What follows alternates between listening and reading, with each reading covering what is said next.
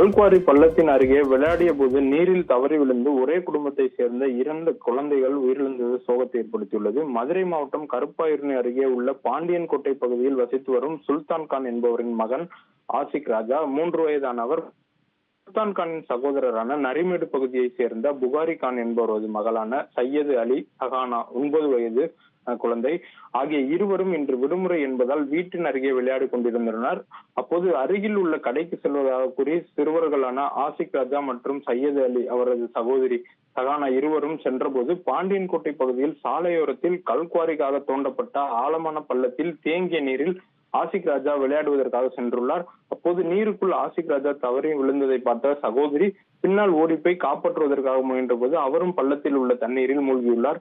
இதனை பார்த்து பதறி அவரது பெற்றோர் மற்றும் உறவினர்கள் குழந்தைகளை மீட்டு இருவரையும் பரிதாபமாக உயிரிழந்துள்ளனர். பின்னர் காவல்துறையினருக்கு தகவல் அளித்ததன் பேரில் சம்பவ இடத்திற்கு வந்த காவல்துறையினர் குழந்தைகள் சடலத்தை மீட்டு மதுரை அரசு ராஜாஜி மருத்துவமனைக்கு உடற்கூறு ஆய்வுக்காக அனுப்பி வைத்தனர். மேலும் இந்த சம்பவம் தொடர்பாக காவல்துறையினர் வழக்கு பதிவு செய்து விசாரணை மேற்கொண்டு வருகின்றனர். மதுரை கருப்பானூர் முதல் சக்கிமங்கலம் உள்ளிட்ட சுற்று வட்டார பகுதிகளில் கல்குவாரிகள் இயங்கி வருவதால் மேலும் அங்கு கற்களுக்காக தோண்டப்பட்ட நிலையில் குவாரி குழிகள் பல 100 அடி ஆழத்தில் பாதுகாப்பின்றி திறந்த வெளியில் இருப்பதன் காரணமாக தொடர்ந்து அந்த பகுதியில் உள்ள பொதுமக்களும் அங்கு குளிக்க செல்பவர்களும் அங்கு விளையாடும் சிறுவர்களும் உயிரிழந்த சம்பவம் தொடர்கதையாகி வருகிறது.